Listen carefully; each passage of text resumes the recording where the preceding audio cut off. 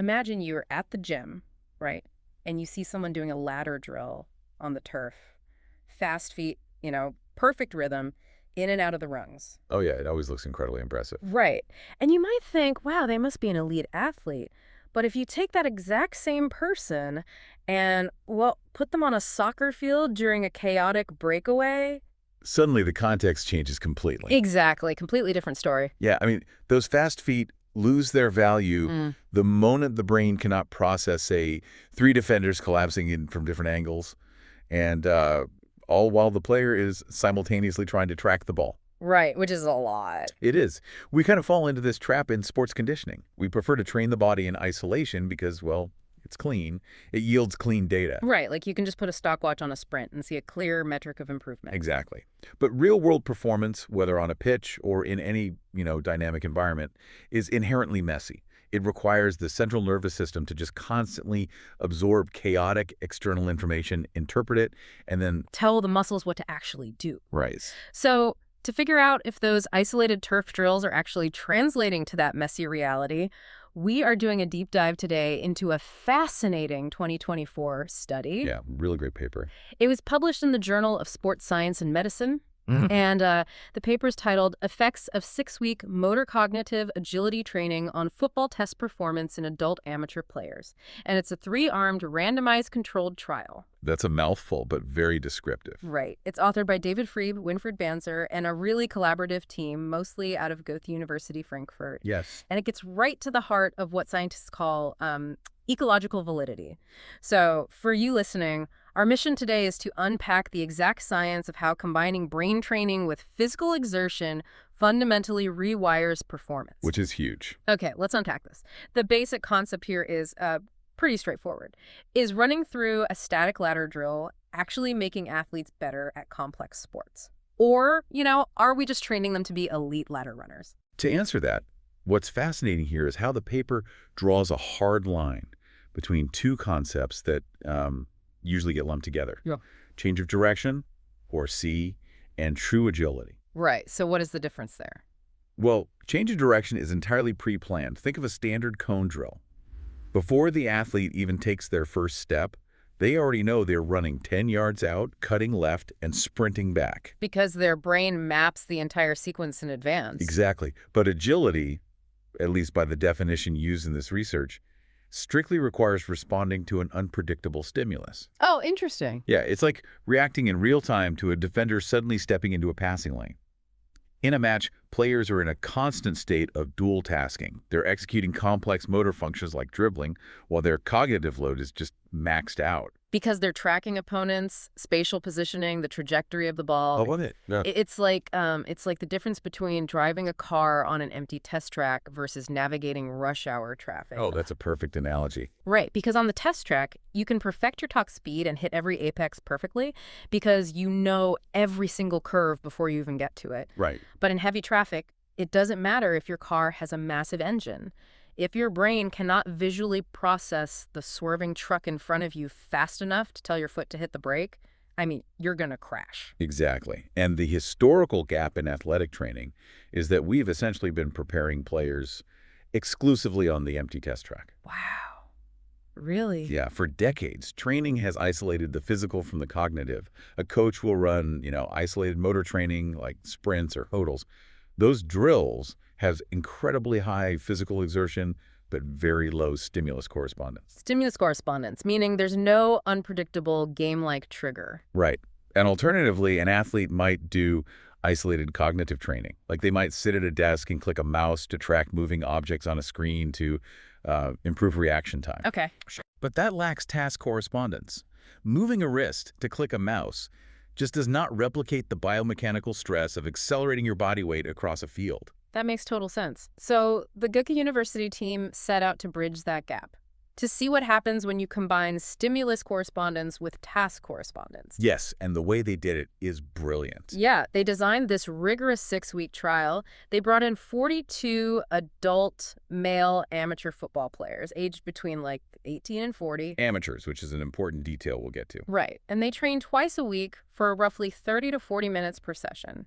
To find out what actually works, They divided these 42 players into 3 very distinct testing protocols. Right, so Group 1 served as the baseline for traditional training. This was the change of direction, or CAD, group. The pre-planned group? Exactly. Their routine consisted of 5 established, pre-planned running protocols performed outside on hard ground. Standard drills, like the T-test and the zigzag drill. So just pure physical exertion. Pure physical exertion. And the researchers controlled the volume meticulously. Every player in every group ran exactly 375 meters per session. Oh, wow. So they ensured that any difference in the outcome wouldn't just be because one group literally ran further than the others. Precisely. Now, Group 2 moved away from the traditional cones and introduced the cognitive element. This was the agility group. Right, and they trained on something called the skill court system, which sounds pretty futuristic. It is. It's a 5x5 meter rubber mat, but it is tracked by a LiDAR system. Yeah, and rather than just using regular cameras, LiDAR uses rapid laser pulses, right, to map the player's exact positioning and movement speed with, like, millimeter precision in real time. Exactly. And positioned in front of this mat is a massive 65-inch screen. For this group, the screen would highlight random target fields on the mat, and the players had to react and sprint to those specific spots. The researchers called this the random star run. Right. Then there's Group 3, which took that setup and pushed the cognitive load to the absolute maximum. This is the dual task agility group, or DT agility. Right, so they used the same skill court mat and the same randomized running targets. Oh. But simultaneously, they had to perform a 3D multiple object tracking test on the screen. This is wild. It is. Before they started running, the screen displayed 6 moving balls. 2 of those balls would flash blue for a brief second, then revert to white so they looked identical to the others. Okay. And then all 6 would start bouncing chaotically inside a virtual 3D box. The players had to memorize and visually track the 2 original target balls while sprinting back and forth to the physical targets on the mat. Which is insane. And after the drill, they had to correctly identify the 2 specific balls. Wait. So Group 3 is essentially trying to beat a highly demanding cognitive video game while running wind sprints? Basically, yeah. But doesn't that overload the brain so much that the physical workout just suffers? I mean, if I'm trying to do complex math in my head, I usually stop walking and just stand still to free up cognitive bandwidth. That's a really common phenomenon. Right, so if Group 3 is mentally overloaded by tracking those bouncing balls, wouldn't their physical sprinting speed naturally plummet, essentially ruining the physical conditioning aspect of the workout? That's a great question. And the researchers anticipated that exact bottleneck. Because you're right, if the brain is overwhelmed, the motor cortex downregulates physical output. Right. To prevent this, they implemented an adaptive testing protocol. They didn't just assign a static difficulty level. Before every single training session, the players in the DT Agility group took a quick baseline test. Okay, so testing their capacity for the day. Exactly. This determined the absolute maximum motion speed of the virtual bouncing balls they could accurately track on that specific day. It factored in their current fatigue, alertness, all of that. Oh, wow. Yeah, and by finding that daily baseline, the software then scaled the training difficulty to 50%, 75%, and 100% of their maximum cognitive velocity. So it constantly recalibrated to their daily mental capacity. Exactly. By tailoring the cognitive load to precisely what their central nervous system could handle at that moment, the researchers kept the players in this specific developmental sweet spot. Ah, I see. The brain was highly challenged, but the physical exertion was not compromised by sheer mental confusion. They could still sprint, but they had to divide their attention perfectly. Okay, so let's look at how these 3 different training methods actually impacted their performance after 6 weeks. Right, the results. Because the researchers put the players through a battery of real-world football metrics, starting with the predictable environments, right? Like the modified T-test and basic tempo dribbling through cones without any visual distractions. And in those predictable tests, every single group improved. Which makes sense. It does. The purely physical training yielded purely physical results. Practicing fast, pre-planned movements will undoubtedly make your neuromuscular system more efficient at executing fast, pre-planned movements. So Group 1, the CID group, saw clear biomechanical adaptations. They did. But the data only diverges when the testing environment begins to mimic the messy reality of a real game. Right, so let's talk about the cognitive dribbling test. The researchers set up a smaller screen right in front of the dribbling course. Yes. And now, while the players were physically maneuvering the ball through the cones, they had to watch virtual players moving on the screen. And recall both the running direction and the jersey colors, red or white, of those digital avatars. So what happened? Well, this is where the limitations of traditional training become undeniably clear. In this dual-task environment, only the agility and DT agility groups improve their dribbling speed. Only the cognitive groups. Exactly. The purely physical psi group showed no significant improvement at all. Their pre-planned training offered zero advantage the moment their visual cortex was forced to engage with external stimuli. That's incredible. And the same pattern emerged in the multidirectional ball control test, right? Right. They ran the randomized skill court test again, but this time required the players to keep a ball at their feet. The groups that had trained with cognitive unpredictability got significantly faster. And the C group? Flatlined entirely. It really flips how we traditionally think about muscle memory.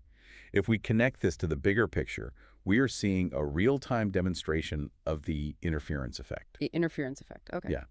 When the brain is forced to handle a new cognitive task, like processing jersey colors or reacting to random lights, it has a hard bandwidth limit. For the C group, their brains had to pull processing power away from their motor cortex to handle the new visual information. Oh, and that resource drain completely degraded their physical coordination, slowing down their dribbling. Exactly. The agility and DT agility groups, however, had spent 6 weeks literally expanding that bandwidth. They trained their central nervous systems to delegate. Yes. Their motor systems learned to execute the complex physical mechanics of dribbling autonomously. It was running entirely on background processing, which freed up the conscious brain to focus outward on the chaotic environment. The implications for skill acquisition are just massive. However, looking at the data, the cognitive training was not a universal magic bullet, was it? No, it wasn't. Because there's an interesting failure point in the study regarding the Loughborough soccer passing test. Ah, yes. So this is a highly technical drill where players have to bounce passes off angled boards, control the rebound, and pass again. And none of the 3 groups showed statistically significant improvements on this specific test. That's correct. So if this cognitive training creates such efficient neural pathways, why did it completely fail to improve their passing metrics? The paper addresses this very impartially. They point out that the test reliability for the passing drill was unusually low for this specific cohort. And the crucial context here is the skill level of the participants. Right. They were amateur players. Exactly. The technical execution of receiving a hard, unpredictable rebound off a passing board while moving, well, it requires a very high baseline of raw mechanical skill. Right. I've tried that drill. It's really hard. It is. For amateur players, the biomechanical act of simply trapping a difficult ball requires immense conscious effort. So when a ball comes off a board at an awkward angle, an amateur's brain has to dedicate almost all of its processing power just to coordinating the micro movements of the foot and ankle to cushion the impact. Yes, there is literally no cognitive bandwidth left over. The poor physical baseline essentially masks any cognitive gains. Wow. So you can process the field faster, but if your first touch is mechanically flawed, the play still breaks down. Exactly. The technical foundation remains the absolute prerequisite. Cognitive agility acts as a multiplier for existing technical skills. It cannot replace them. Right. If the neuromuscular coordination for a reliable pass is absent, improving the brain's processing speed will not magically correct the foot's angle of impact. Okay, so technical skill is the floor, and cognitive agility is the ceiling. I like that. That's a great way to put it. But, you know, physical and cognitive metrics only matter if athletes actually adhere to the training program. Yes, very true. The most scientifically optimized routine is totally useless if a player refuses to do it. And that is why the researchers also measured the psychological impact of these drills. Which is such an important part of the study. Right. They surveyed the players after every single session using 2 distinct metrics: the PACES scale to measure pure subjective enjoyment, and the Borg scale to measure their perceived rate of exertion. And the psychological data is perhaps as illuminating as the physical data. Really? How so? Well, for the pure physical COD group running the pre-planned cones outside, their subjective enjoyment scores plummeted over the 6 weeks. They got bored. Profoundly bored. In stark contrast, the agility and DT agility groups maintained consistently high enjoyment levels from the first week to the very last. Okay, boredom is one thing, but how that boredom affected their perceived effort is fascinating. Oh, absolutely. Because not only did the code group lose interest, their perceived exertion on the Borg scale actually went down over time. Yeah, they felt like the workouts were getting easier and requiring less effort. Meanwhile, the perceived exertion significantly increased for the agility and DT agility groups. They were having substantially more fun, yet they felt like they were working physically harder. Right. And it highlights a critical component of athletic conditioning, which is that mental disengagement leads to physical plateauing. Oh, tell me more about that. Well, in a repetitive, pre-planned drill, the brain quickly learns that it does not need to be fully present. The athlete mentally checks out. And when the mind wanders, the intensity drops, the form gets slightly lazy, and the physiological adaptation just stops. Wow. But the gamified nature of the skill court forces the brain to stay entirely locked into the physical reality of the moment. Because the brain is heavily engaged in solving the visual puzzle, the athlete unwittingly pushes their cardiovascular and muscular systems closer to their absolute limits. You know, it's like the psychological difference between running on a treadmill staring at a blank wall versus playing a highly competitive game of basketball or tag. Exactly. On the treadmill, every second drags, and 10 minutes feels like an eternity of intense effort. But in a game, the external stimuli keep your brain so occupied with strategy, positioning, and reacting that you might run for an hour before you even realize you were exhausted. Right, because the cognitive load distracts you from the physical pain of exertion, which allows for a much higher overall work rate. Right. And in the broader literature of sports science, enjoyment is recognized as the primary driver of long-term adherence. Motor cognitive training prevents the stagnation that plagues so many conditioning programs. Which directly translates into sustained physical intensity over a long season or career. Precisely. So the data clearly supports adding a cognitive element over simple pre-planned running. But we need to look closely at the study's third hypothesis, because the outcome provides a major lesson in the biomechanics of training. Yeah, this was the twist in the paper. Right. The researchers originally hypothesized that the highly demanding DT agility group, the one doing the 3D multiple object tracking, would vastly outperform the standard agility group, who were merely reacting to random lights. Which is a very logical assumption, right? That increasing the cognitive complexity will yield a higher performance adaptation. But the results actually contradicted that assumption. They did. There was no statistically significant difference between the standard agility and the DT agility groups in the final test performances.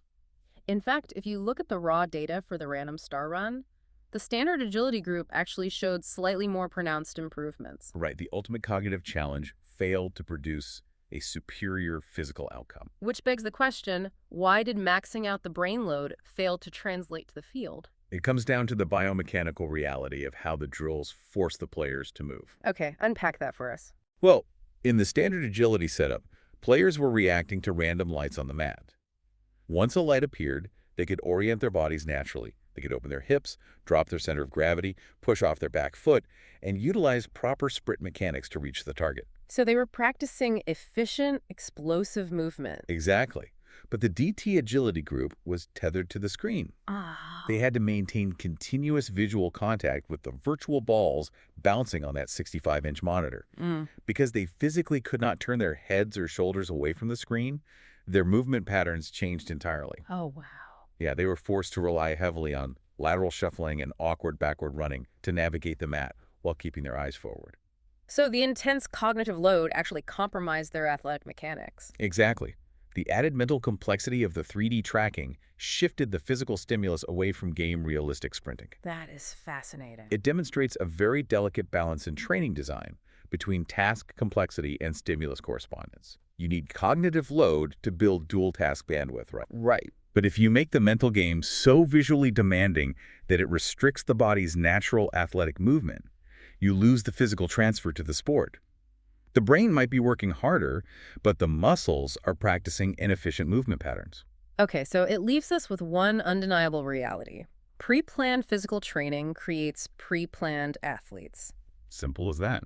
If the goal is to thrive in the chaotic, high-speed environments of real-world sports, integrating cognitive challenges is not just a bonus, it is a baseline requirement. Absolutely. Forcing the brain to process outward chaos while the body manages complex mechanics is scientifically proven to be vastly superior for decision-making, spatial awareness, and ultimately athletic performance. And, the granular details of this study are highly valuable for anyone involved in physical training or coaching. Yes, highly recommend checking it out. I highly encourage you, the listener, to seek out and read the full article by Friebe and his colleagues, exploring the raw data, looking at the precise diagrams of the skill court setup, and seeing how they utilize sophisticated statistical models. Like the repeated measures ANOVAs they used? Exactly. Using ANOVAs to track the exact timeline of the player's adaptations over the 6 weeks.